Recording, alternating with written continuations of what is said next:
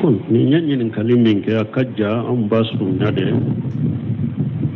ko Israel be ake kamin ke Palestine jamana ka silama wala adogolente mogola we mogo do be wuli ka dusu be silama jamana masake wunani ugu kafiriya bo ni sugu silama kanka munke o ambe min fo folo min wajibra silama kanyo fo sinya chamante sege ambe sagi kata ala dema silama fo ka sagi kata aqida nyumandema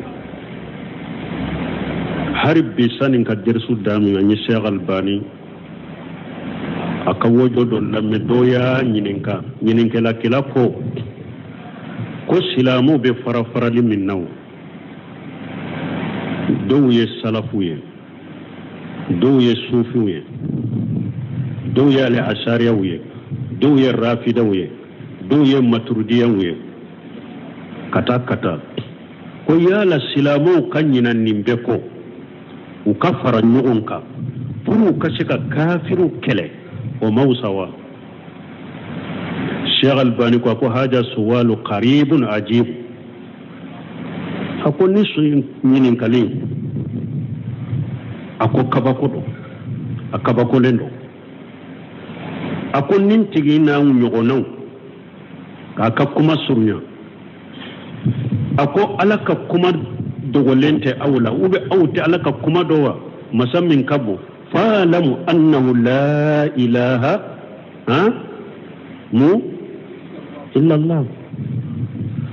ako ala ko aka do ko bato fensite min kabbato ceni ala kelim to wutte bo ako min ye kalimatul haq la ilaha illa Allah kuma nim mo munum ma se kabbe wala ko min yirebe alaka ala yire jata o mabbe wala folo aw be se ka faranyun ko beta jonkele ako ala yire amabbe ala yire la folo aw be se ka faranyun ko beta munke ala fana ko qur'ana ko fa in tanajatu fi shay faruddu ila Allah wa rasuli ala ko nay no so min nay ta qur'ana ni sunna de ma ala ko qur'ana ko man yusaqi rasula min bani ma tabayyana lahu al-huda wa yattabi ghayra sabilil mu'minina nuwallihi ma tawalla wa nuslihi jahannam wa sa'at masira akola de man no ko qur'ana ko no mo ni awaciden soso kanda bangalen ko feye mu'minu farla nyugo kaka min ke sira e yo tanabatu iye ire to min bolom bi to bolom la garam bi bila janno bako donc akon ni nyinin kali baga mo munum be nin ko sugu nyinin ka ko silamo ka se ka fara nyugo kan kan nyina al wala wal bara wan kan nyino ko an ka fara nyugo ka puso an ka se ka kafiru kele akon nin tigin bake aleka hakilna bake kam nyon ko anka sariyato yanka dina to yanka kafiru kebe anno atila sharia anka sariyato anka faranyon anka sariyato ka faranyon ka pur anka se ka kafiru kele o kele beta o kele te tayoro law mbalmum be min fo ni islamu ba fe ka fanga soro ni islamu ba fe doya makabo ula ni islamu ba fe ka islamu jamana soro الكتاب السنة السلف والسلف وكالك كتاب منا وكتيرن كسنة منا وكسلف وكتاب منا نندرون دبي سلامو بونغولا نسلامو ين من كده نو فرلا نيون كان نو دون كله لا على بودمه هنين دون افليلم بمغلا ويوم هنين يجي اجبتكم كسرتكم ko hunayni dokka e was mu'minu tumbe battanu fula de la battanu fula mu'minu ka jama me tumamu kabara u yerela u nyagara u yerela akera chogodi kafiru sheru mafu bolila ala de sagira ka fanga sagi katuma ko silamande kaccade wakati bode bu dala de hari jamanain kono an silamade kaccade kemeo be kono toni durude an silamau de yoye chaya inde yayewa aw be kaba min yere la abake ka kaba ka caya na ka jama min yɛrɛ la o yɛrɛ de b'a kɛ yɛrɛ k'aw dɔgɔya dugukolo kan yɛrɛ o yɛrɛ de bɛ halaki lase aw ma o sɛbɛw ka limaniya bɛ aw ɲɛ u ka ala ɲɛsiranya bɛ aw ɲɛ u ni ala ka ciden yɛrɛ de tun bɛ ɲɔgɔn fɛ tuma min kabaraw ka jama la u ɲagaraw yɛrɛ la ala ye lasɔn d'i ma ye lasɔn dir'u ma ye aw de bɛ to ka kabaw yɛrɛ la yan silamɛw de ka ca dɛ anw de ye 195 ye dɛ nin bɛ kan na dɛ nin bɛ fɔ na aw bɛ kaba yɛrɛ aw b'a kɛ ka ɲagaw aw ka jama min na ka kabaw yɛrɛ la o yɛrɛ de b'a kɛ k'aw halaki an bɛ min fɔ diɲɛ silamɛ tɔw bɛ fana o ye dɛ min bɛ silamɛw minɛ dunya kɔnɔ ko an ka ca dɛ an ka ca an ka ca n'anw ɲagara aw yɛrɛ la anw ɲagara ka ca yɛrɛ la dɔrɔn n'a ma sagi ka taa kuranɛ de ma n'a ma sagi ka taa sunna de ma la fa musarafu sale a ka jama min filɛ nin ye yɛrɛ a tɛna ni foyi ye aw ka ni tɔɔrɔ tɛ a bɛ waso min na ni jama in ye a tɛna ni foyi ye aw ka ni tɔɔrɔ tɛ badiri don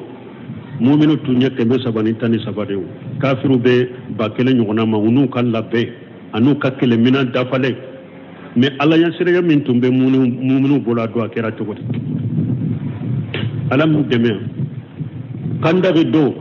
kafiru tun ye bata de muminu bɛ ba saba ɲɔgɔn na foyi t'u bolo u ka se kɛra de dɔrɔn fonse dinga se an ko se ko don ni kafiru cɛ kana don an kan ka dugu kɔnɔ u se kɛra o de mais mun kɛra ye kafiru bata olu ka labɛn ni ka kɛlɛminɛn dafalen de nana mais mun fɔra wa kafa Allahu lil mu'minina qitala o don ala yɛrɛ ye muminu bɔ kɛlɛ la a ye muminu wasa k'u bɔ kɛlɛ la ala ye fiɲɛ ni malikɛw de bila kafiru la donc an bɛ min fɔ silamɛw ye a ye sagi ka taa ka diinɛ de ma a ye sagi ka taa kuranɛ de ma a ye sagi ka taa sunna la fa musarafu sale ka silamɛw yɛrɛ to nin cogo la aw ma bɛɛ ala yɛrɛ ka ko la yɛrɛ fɔlɔ dɔw ko ala bɛ laarisi sanfɛ dɔw ko ala bɛ fan bɛɛ dɔw ko ale sigilen ala b'ale yɛrɛ la aw ma bɛn ala yɛrɛ la fɔlɔ dɔw ko ala kelen pewu ka bato dɔw ko ayi ka sew to a ka doloki kɔnɔ sujudi bɛ se ka bin o fana ye ka fara ala kan suju bɛ ka kaburu kɔnɔ sujudi bɛ se ka kɛ o fana ye komi sujudi bɛ kɛ ala ye cogo e ko ala kelen pe ka bato nin ko ayi ale ka sew bɛ se ka fara kan ale ka kaburutigi bɛ se ka fara kan aw ma bɛn ala ko yɛrɛ la fɔlɔ aw ma bɛn ala kelen pewu bato la fɔlɔ aw bɛ se ka fara ɲɔgɔn kan k'an kɛ jama ye ko a bɛ taa mun kɛ n'i y'a ye kafiru y'u ɲɛsin aw ma kafiru bɛ diinɛ hakika dɔn diinɛ tiɲɛ na hakika ni kafiru y'a dɔn o sabatilen bɛ silamɛw bolo abada u tɛ silamɛw kɛlɛ u b'u yɛrɛ de ɲini mais u b'a dɔn silamɛw t'u ka diinɛ kan u ta hakika ka di donc an bɛ min fɔ gɔrɔbali la fɔlɔ Palestine ko la ani dɔgɔyama min bɛ silamɛw kan ka bɔ Israɛl a man d'an ye dɛ a b'an tɔɔrɔ dɛ mais fura fɔlɔ ye an bɛ sagi ka taa kuranɛ ni sunna de ma ala fahamu salafu salih silamɛw yɛrɛ ka bɛn akida la fɔlɔ an bɛ ka bɛn ala fɔlɔ ko ala kelen pewu de ye dali kɛ an bɛ ka bɛn ala fɔlɔ ko ala kelen pewu de ka bato tiɲɛ a bɛ nkalon an bɛ ka bɛn ala fɔlɔ ko ala ye tɔgɔ minnu ni mankutu minnu sabata yɛrɛ la an k'u sabata la komi a yɛrɛ y'o fɔ cogo min an ka bɛn ninnu na fɔlɔ aw ma bɛn ala yɛrɛ la fɔlɔ ala min b'an dɛmɛ aw ma bɛn u ka ko yɛrɛ la fɔlɔ an bɛ taa mun kɛ fo an ka bɛn nin yɔrɔ de la fɔlɔ o kɔfɛ an bɛ min fɔ an ta ye duwawu de silamɛ kelen kɛlɛ i ka sujuduw la i ka nafilaw la i ka sufɛ nafila la i seko ye duwawu min ye k'a kɛ balima silamɛ mun an balima silamɛw ni tɔɔrɔ b'u kan dɔgɔyama b'u kan fagali b'u kan an ta ye duwawu min ye an k'o kɛ mɔgɔ kelen kelen ta ye duwawu min ye k'o kɛ mɔgɔ min bɛ yɔrɔ min ni ko yawa silamɛ minnu tɔɔrɔ b'u kan dogon b'u kan ten dɛmɛ jugu de bɛ ne bolo nafolo ko ni minɛnw ni fɛnw na n bɛ se k'u dɛmɛ n'a ye ni n tɛ tɔɔrɔ sɔrɔ a la n ka jamana tɛ tɔɔrɔ sɔrɔ a la ou bien n ka jamana ye ordre de n bɛ se ka dɛmɛ min lata n ka lata i k'o lata a k'u dɛmɛ n'a ka nafolow ye donc a ka duwawu k'u ye mais min ye a faama nani a n'a a faama kafiriya o yɛrɛ ye kawariju baara dɔ ye fɔlɔ o yɛrɛ ye fɔlɔ akida dɔ biralen ye fɔlɔ akida min ni sɛbɛw ma ɲɔgɔn sɔsɔ la ni faama kafiriya ma sabata la komi ciden ye dɛrilaw fɔ cogo min kafiriya ma sabata la kafiriya jɛlen kafiriya min ni dogo t'a la sɔsɔli t'a la dalila b'aw bolo Qur'ana ni sunna uma sabati fama minna ni eko makafiri e yere ye sebo tabinu e yere yu kaduskuna sirnu ka gida bila ya yere folo iye dina do bila ya yere folo iye akida bila folo iye bato do bila folo iye ala bato do to yere folo ebe tami ola ebe jonkele ola ni be ganye e yi ka akida do yere bila yi ka dina do yere bila folo kidan go sallallahu alaihi wasallam hadisala akut satakunu ba'di asaratan wa umur tunkirunaha aku hadisala ko seboma aku masakau bena nekofe wulu be jaman nafolo furuban nafolo uba ke utai anu be ko do ka be ko mununko sebo ko famaja tamuruna aw ko cide o wakati no ke rasa e yanya muri an kan munke aw ako famuka hakim min ba auka wa addu alladhi alaykum minhu ghuzhum wa ashalu allaha haqqakum aw kama qala rasulullah sallallahu alaihi wasallam ciden kun ni o wakati kera faman mununka hakim min bi auka faman nununka hakke duma auka hakim min bi unuka numa di akata nyini alafi akwai ayuna ni minbari de ka akwai ta sigire jo so da kun naniya a hadisa wuri hatta satul qawna badi asaratan fasbiru hatta talquni ala haudi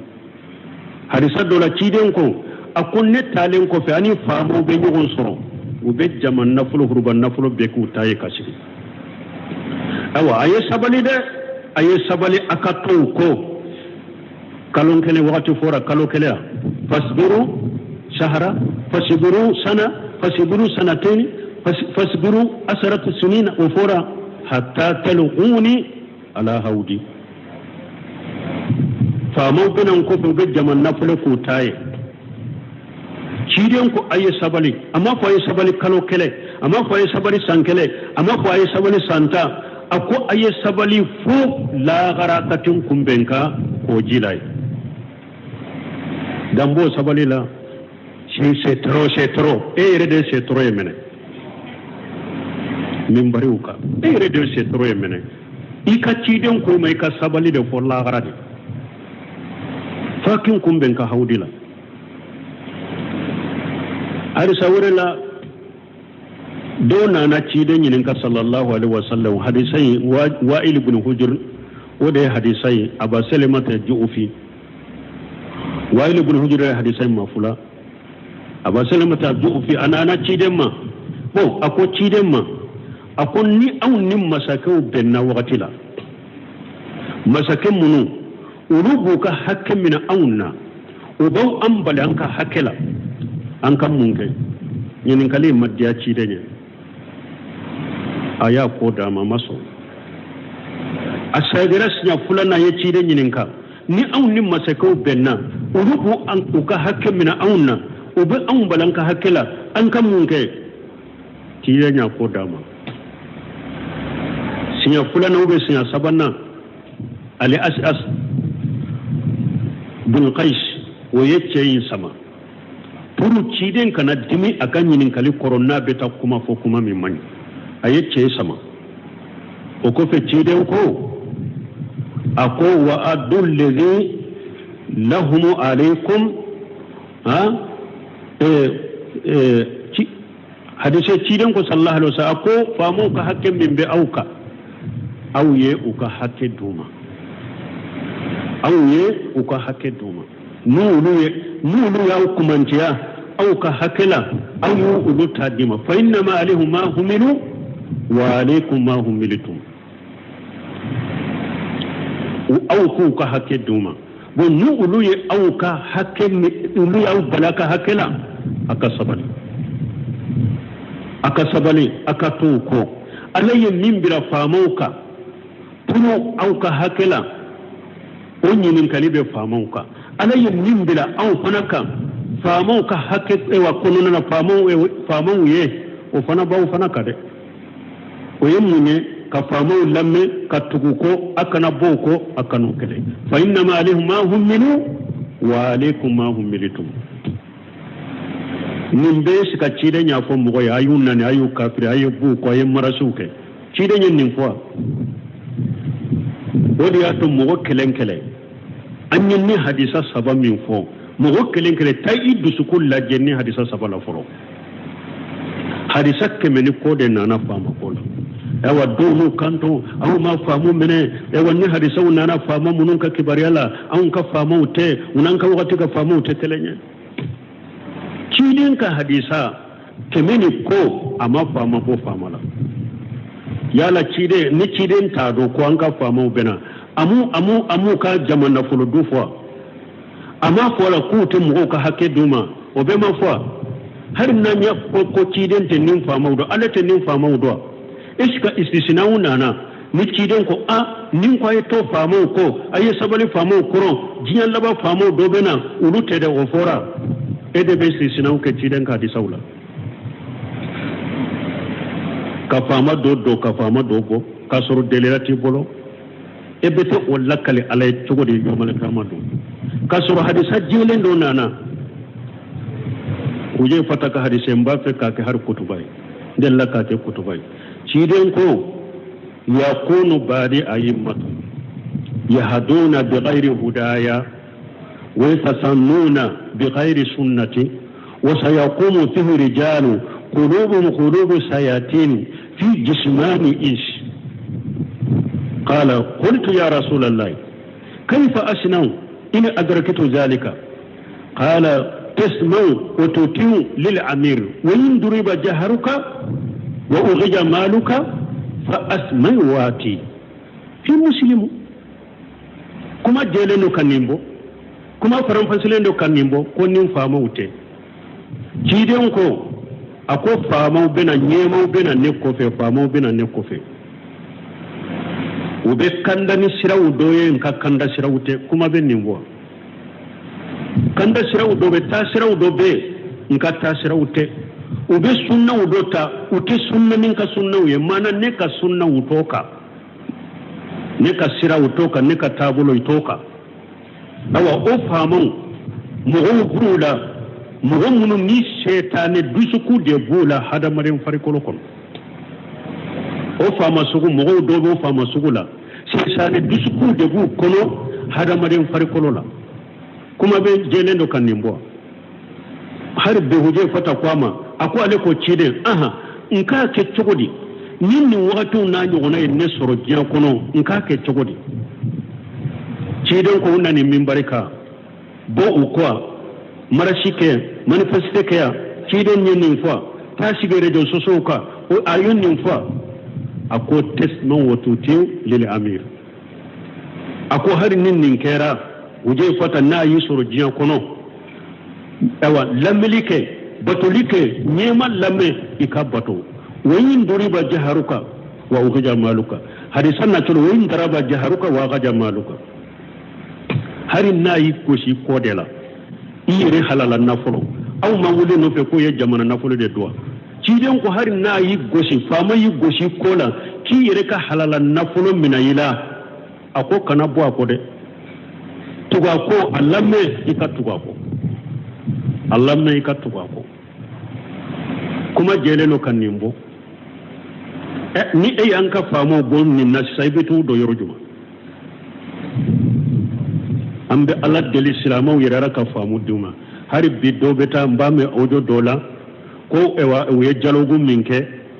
ko umma islamiya ko kelen fo ka dilo islamiya la ko fana ko ewa fengo fenye almanu ye ani dugutigu de ani ewa kabila nyemon ani sisoti sibelu ku dabo politique la ko fana de ko ulumi almanu ka bersonu ka kutuba ku be contrôler ko fana ko ku ube ewa silama tombeci abeta sigi kanin fo ka fo chogo de la pour ka mo hada madun dimi famo koro ku dusukun wuli famo kama e khawariju nin fora e nyana e yemu foye e tunte famo koroya e yemu foye nu uye datugo ni au dala e ate kuma min fo abeta ko keneka kata sigere sosola kata kuma pour ka fitna wuli jamana kono kam mo dusukun furuku ko lasuku bila famawula ubeta sigan nin kuma sukuka ka to ko majamu ka to ka kuma dilo wala uba be jito ya fo uba fe kab mo la murti no tafe ka ke keneka uba be jito fote kata hakilu de to mo la ko lu dabo politique la do ba ko de ko politique de dina e politique de fo do beta fo ko ci de ne politique ke siyasatu saraya ode ni dina beta shaykhul islam bun tamia kitabu dila uka bro semuni ya taliqu kaka siyasatu saraya ani nimara chogo mimbe ewa nimara chogo minne siyasatu ghairi saraya o yekenenya hari nunu mo tan eska doni ke baka ka ewa kuma bese ka bo jamana la ni be jamana men kono eske ka kuma bese ka bo jamana ko la mais aw be mimbari kani abe politique kono chogo mi de o ko da bola o chogo de la mais sinon hari sisa anga famo ni doni ke baka munu jamana ka salama wa karamugo ana delo ke baka eska aw dele la ka groupe ko ba fe kata fama ye ka kuma do fa kan ko nanja do kai na ya ugia mais abe min ka mimbaru ka aka politique ako de toy jamana ka gundo aw beto fo mimbaru de ka fama kam marana ka gundo aw beto fo deriso de la aw beto fo rejeso so de la aka da ka boada fota ahli sunur jama ka karmo baw maso ni mayrew ngo Sheikh Albani ko akwaya mabbo politique la ko de ya o de beto أبتعد عن سياسة هو أبوها وهو خير شغل بانيين نفو أكوايا مبو أكو داوة كلاو ونالي كلاو أكوايا مبو بولوتيلا ودي بيتو ودي كانياوما شغل بني سمينو كو أكو population manku da do بولوتيلا مفامو كمرا شغلا أكو سكا بكري كتللا عمر كتللا يسكا كمرا mara chogo ni ka ko tumbe la fade ka ni bebu da dola aku bette da tunte ka mara le chogo law nu ko min bu bolo no yere mo go munun wele ka musa waraka ko hakina nyini me shika ka mara le ni ka e wa ko tumbe la fade ka ni be da ba kono ceni muso ko amu be au be chogo mi oto ambe min fo silama de ko yere de ka sabala ka so ka hadisawma fo aka so qur'anama fo aka so hadisawma aka sage kata hadisaw de ma sinun ni abel nin la halani minna nunun te jamana suma ute jamana dawma koy ute silamiya kunkurta ute silamiya jo silamaw be yere be nin chogo min la qarmo yere be nin chogo minna ni mogo be dina kalama ibe ayo kalama ibe hadisaw kalama iba fo fitina ni balaw yere be jamana kono qarmo de a fitina na ka balaw be parce que tout ka dojoro la aw kan ka dawa min ke ka mogo wore ka tawhidi mimma akan ka mogo wore ka ta sunna mimma la fa musarfu salih aw boraw kadir kono pew o te fo mimbaro ko te fo ka dresu kono be ya akede sisa dorobe journalist do ki tere kibaru yammo be jamana kono dora bu be fu yebe be yele mimbari ka ko bo fo aya da bo politique la aya da bola fama kuma tan ni ko aw nyana fama fana be sigitende ya ko be jiyan mara doronde ke ute dina fana nyanyina ni internet ka dina cinya be angele la be français la be sinawala abe arabula nko arabu karanna fana bu fana law angele karanna bu la français aw nyana lu fana be sigite ya fa ba dobe be dina nyado kateme ali mamitoka ambe mi fa be sigi abe sagi kataka qur'ana de makoy abe labaw de law nama damina la abe labaw de la jamana kono ya abe sagi kataka qur'ana de ma aye sagi kataka hadisaw ma ala salafu salih ala fahmi salafu salih donc o doronde baw kisi mi abe ni fama nani ni fama porto ni fama kafiriya mina nimbe qawari jubara Allah kan kisa Allah kan tanga Allah ka silamo kisu ka toroma Allah ka silamo dina famu du yere ma ko sagi kataka qur'ana mala fahmu salafu salih subhanakallahumma rabbana bihamdika ashhadu an la ilaha illa anta astaghfiruka wa atubu ilayk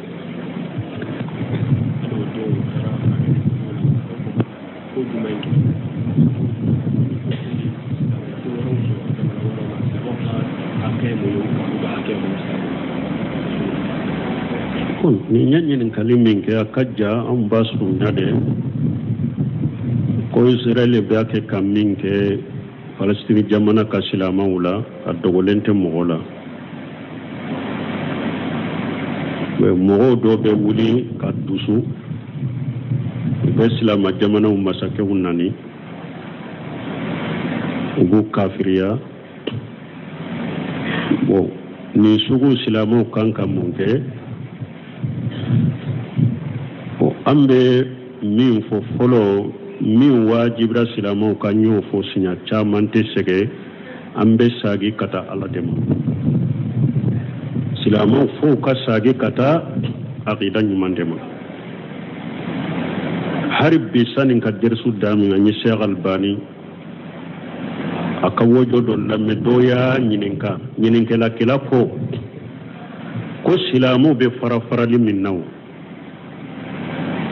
dow ye salafu ye dow ye sufu ye dow ye al ashariya ye dow ye rafida ye dow ye maturidiya ye kata ko yala silamu kanyina nimbe ko ukafara nyugonka puru kashika kafiru kele o mausawa Sheikh Albani ko haja suwalu qaribun ajib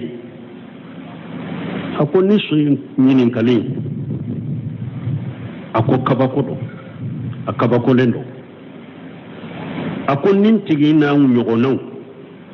ka kuma surunya ako alaka kuma dogolente awla ube awti alaka kuma dowa masammin kabo fa'lamu annahu la ilaha mu illa Allah ako ala ko aka do ko bato fensite min kabbato ceni ala kelim to wutte bo ako min ye kalimatul haq la ilaha illa Allah kuma nim mo munum ma se kabbe wala ko min yirebe alaka ala yire jata o mabbe wala folo aw be se ka fara nyunga ko be ta jonkele ako ala yire amabbe ala yire la folo aw be se ka fara nyunga ko be ta munke ala fana ko qur'ana ko fa in tanajatu fi shay faruddu ila Allah wa rasuli ala ko nay no so min nay ta qur'ana ni sunna de ma ala ko qur'ana ko man yusaqi rasula min bani ma tabayyana lahu al-huda wa yattabi ghayra sabilil mu'minina nuwallihi ma tawalla wa nuslihi jahannam wa sa'at masira akwala de man no fo qur'ana ko no mo ni e wacciden soso kanda bangalen ko feye mu'minu farla nyugon kaka min ke sira e yo tanabatu iye ire to min bolom bi to bolom la garam bi bila janno bakum donc akon ni nyinin kali baga mo munum be nin ko sugu nyinin ka ko silamo ka se ka fara nyugon kan kan nyina al wala wal bara wan kan nyino ko an ka fara nyugon ka puso an ka se ka kafiru kele akon nin tigin bake aleka hakilna bake kam nyon ko anka sariyato yanka dinato yanka kafiru kebe anno attila sharia anka sariyato anka faranyon anka sariyato ka faranyon ka pour anka se ka kafiru kele o kele beta o kele teta yoro law balmum be min fo ni islamu ba fe ka fanga soro ni islamu ba fe doya makabo ula ni islamu ba fe ka islamu jamana soro الكتاب السنة السلف والسلف وكالك كتاب منا وكتيرن كسنة منا وكسلف كتاب منا نندرون دبي سلامو بونغولا ni silamu yen min kede nu farla nyogon ka nu do nakele la ala bu deme huneni don afili lembe mogola wa yawma huneni iji ajabatukum kasratukum nko hunayni dokka e was mu'minu tumbe battanu fula de la battanu fula mu'minu ka jama me tumamu kabara u yerela u nyagara u yerela akera chogodi kafiru sheru mafu bolila ala de sagira ka fanga sagi katuma ko silamande kaccade wakati bode bu dala de hari jamanen kono an silamade kaccade kemeo be kono toni durude an silamawde yow ye chaya inde yayewa aw be kaba min yerela abake ka kaba ka caya na ka jama min yɛrɛ la o yɛrɛ de b'a kɛ yɛrɛ k'aw dɔgɔya dugukolo ka yɛrɛ o yɛrɛ de bɛ halaki las'aw ma o sɛbɛw ka limaniya b'anw ɲɛ u ka alaɲɛsiranya b'anw ɲɛ u ni ala ka ciden yɛrɛ de tun bɛ ɲɔgɔn fɛ tuma min kabaraw ka jama la u ɲagaraw yɛrɛ la ala ye lasɔn d'i ma ye lɔsɔn dir'u ma ye aw de bɛ to ka kabaw yɛrɛ la yan silamɛw de ka ca dɛ anw de ye 195 ye dɛ nin bɛ kan na dɛ nin bɛ fɔ na aw bɛ kaba yɛrɛ aw b'a kɛ ka ɲagaw aw ka jama min na ka kabaw yɛrɛ la o yɛrɛ de b'a kɛ k'aw halaki an bɛ min fɔ diɲɛ silamɛ tɔw bɛ fana o ye dɛ min bɛ silamɛw minɛ dunya kɔnɔ ko an ka ca dɛ an ka ca an ka ca n'anw ɲagara aw yɛrɛ la anw ɲagara ka ca yɛrɛ la dɔrɔn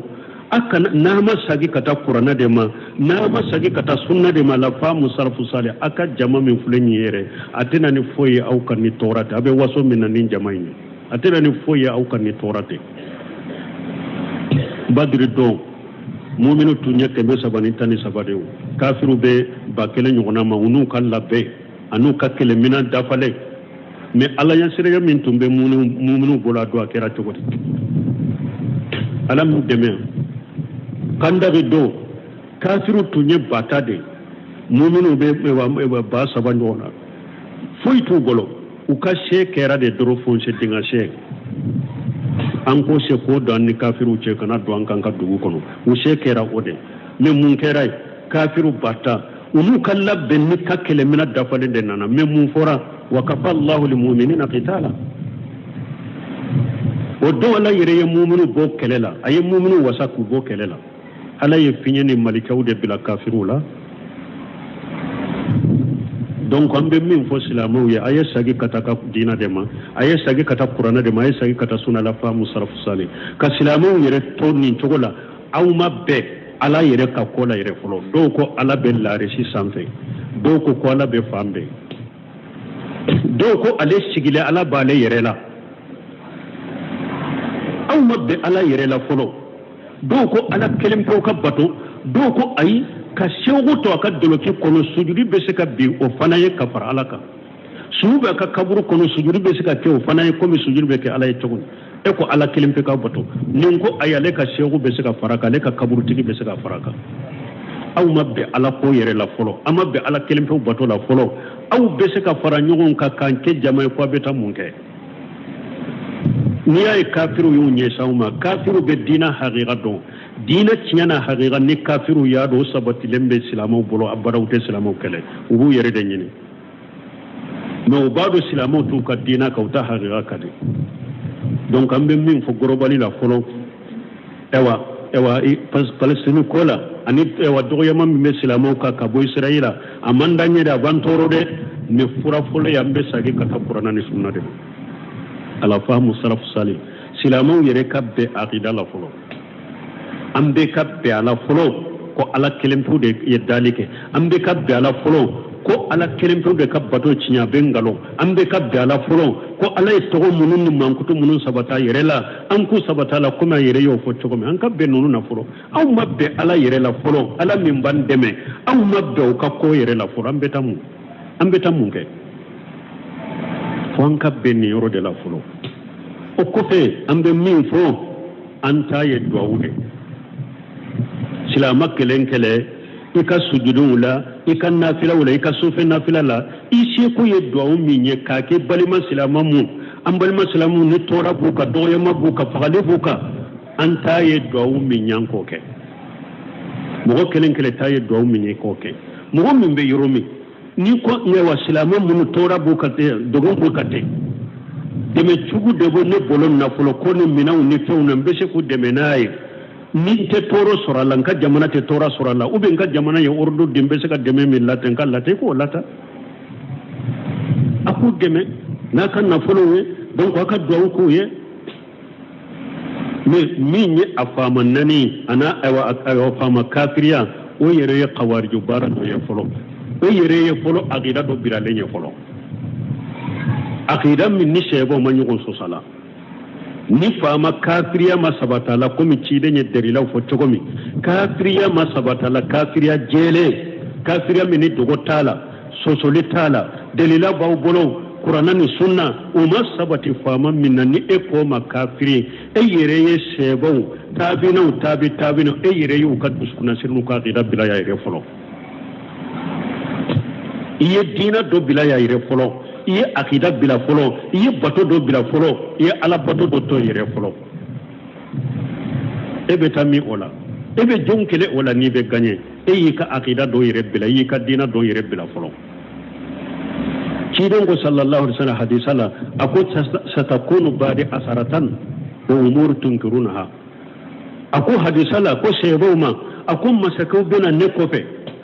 wulu be jaman nafolo furuban nafolo uba ke utaye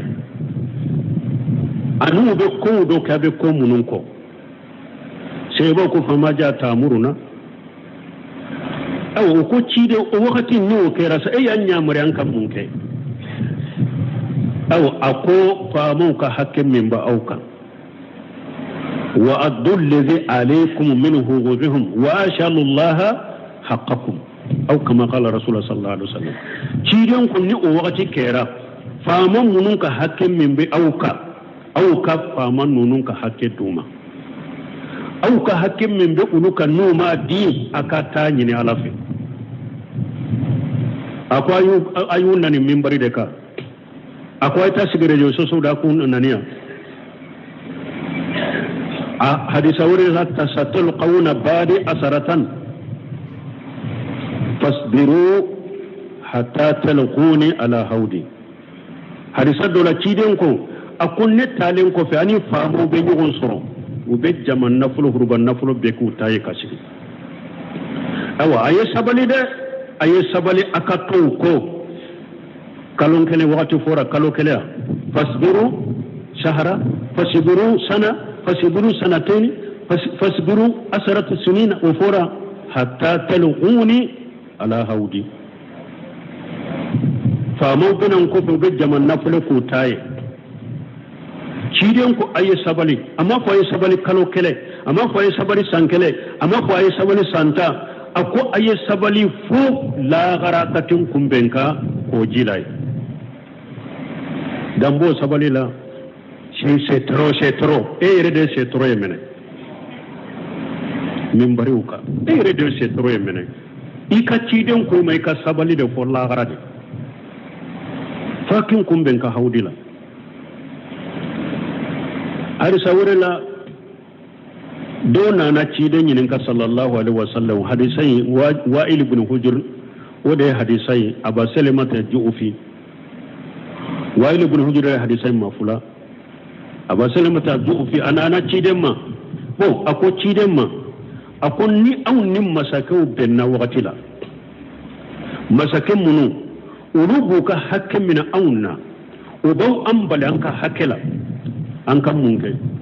yanin kale madiya ci da ne aya ko da ma maso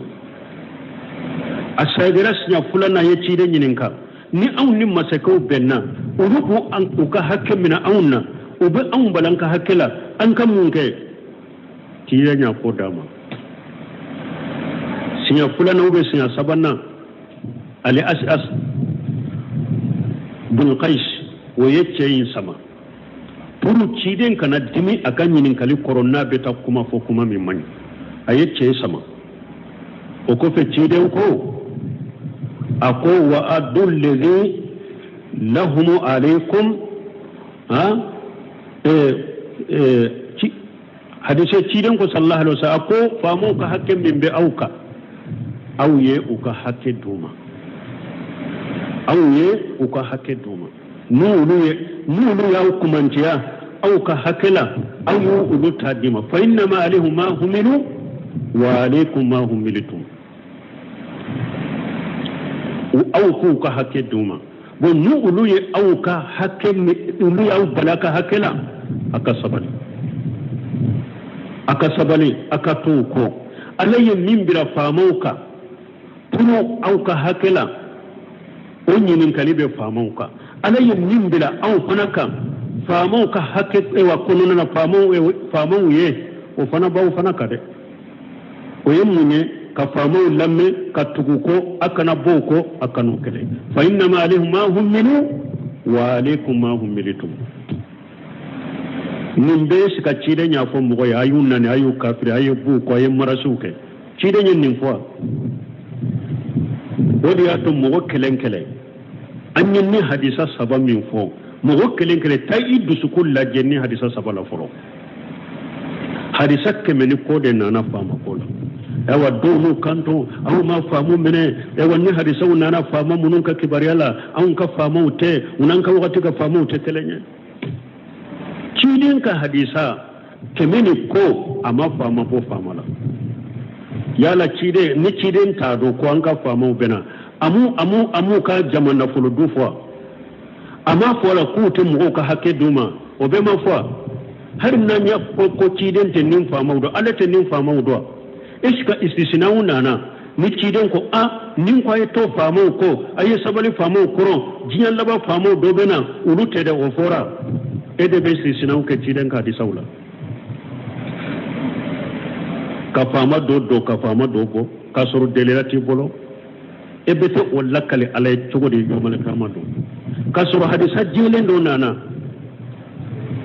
uje fataka hadise mbafe ka ke har kutubai della ka te kutubai ciden ko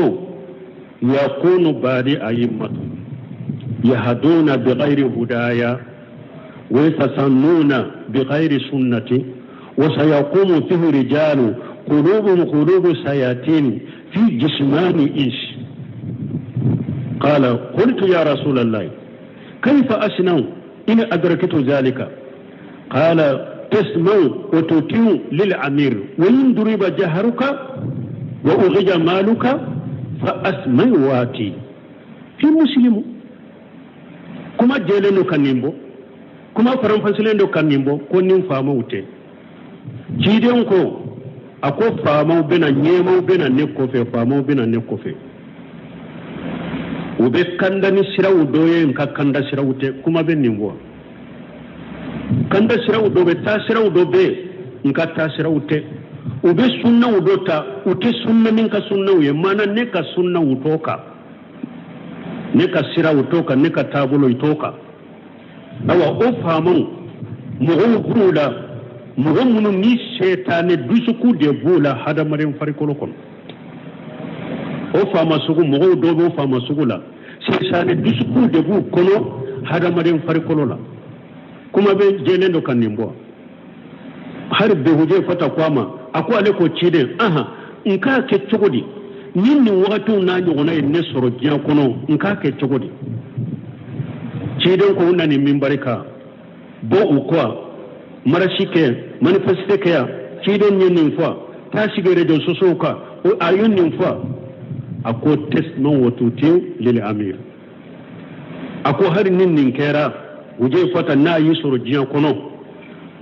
ewa lamilike batulike nyema lamme ikabato wayin duriba jaharuka wa ukhja maluka hadisan na tulo wayin daraba jaharuka wa ukhja maluka har na yi koshi kodela ire halala nafolo aw mangule no fe ko ye jamana nafolo de doa ciden ko har na yi goshi fama yi goshi kola ki yere ka halala nafulo minayila ako kana bo akode tuga ko allame ika tuga ko allame ika tuga ko kuma jeleno kanimbo ni e yanka famo bon ni na saybetu do yorjuma ambe alla del islamu yerara ka famu duma har biddo beta mbame ojo dola ko ewa uye jalogu minke ko umma silamiya ko kelen fo ka dilo silamiya la ko fana ko ewa fengo fenye almanu ye ani dugutigu de ani ewa kabila nyemon ani sisoti sibele ko dabo politiki la ko fana de ko ulumi almanu ukaddir sunu ka kutuma ku be contrôler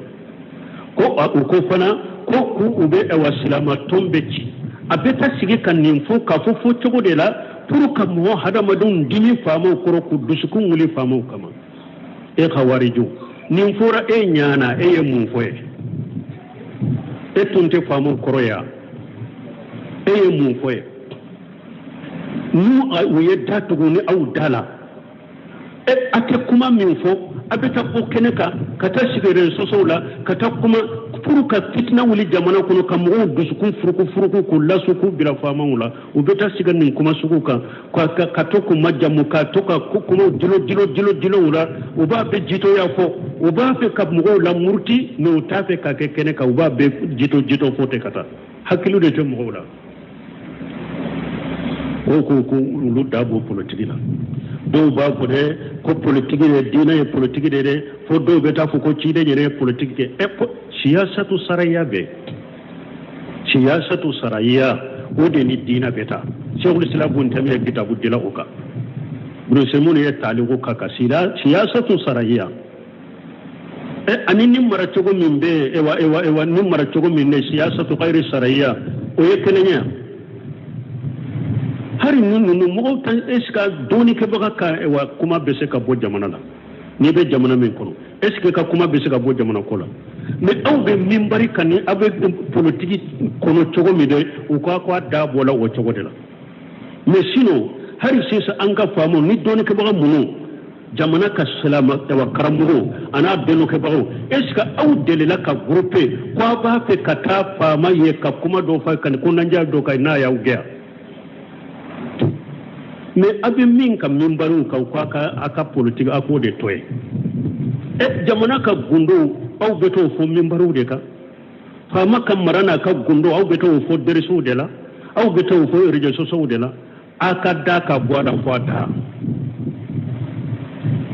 ahli sunul jama ka karmo baw maso ni mayrew ngo Sheikh Albani ko akwaya mabbo politique la ko de ya o de beto أبتعد عن سياسة هو أبوها وهو خير شغل بانين نفو أكوايا مبو أكو داوة كلاو ونالي كلاو أكوايا مبو بولوتيكيلا ودي بيتو ودي كانياوما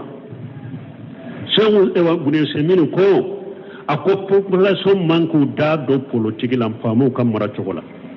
أكو سيكا بكاري كا تيليلا عمر كا تيليلا يسيكا كامرا mara chogo ni ka ko tumbe la fade ka ni bebu da dola aku bette da tunte ka mara le chogo law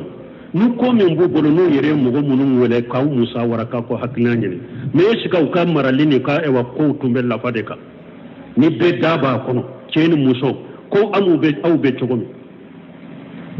oto ambe min fo silama de fo yere de ka sabala ka so ka hadisa uma fo aka so qur'ana ma fo aka so hadisa ma aka sage kata hadisa de ma shinun ni abelin la halani minna nonun te jamana suma ute jamana dawma koy wote silamiya kunkurta wote silamiya jo silama be yere benin chogo min la karamo yere benin chogo minna ni mogo be dina kalama ibe ayo kalama ibe hadisa kalama iba ko fitina ni balaw yere be jamana kono karamo go dero a fitina na ka balaw be parce que tout ka joro la aw kan ka dawa min ke ka mogo wore ka tawhidi mimma akan ka mogo wore ka ta sunna mimma la fahamu sarfu salih aw boraw kabir kono pew o te fo mimbaro ko te fo ka dresu kono be ya akede sisa doro be journalist do ki tere kibaru yemmo be jamana kono dora bu be fu ye be yele mimbari ka ko bo fo aya da bo politique la aya da bola fama kuma ten ni ko aw nyana fama fana be sigitende ya ko be jiyan mara doronde ke wote dina fana nyanyina ni internet ka dina cinya be angele la be français la be sinawala abe arabula nko arabu karanna fana bu fana law angele karanna bu la français aw nyano lu fana be sigite ya fa ba dobe be dina nyado kateme ali mamitoka ambe mi fa be sigi abe sagi kataka qur'ana de makoy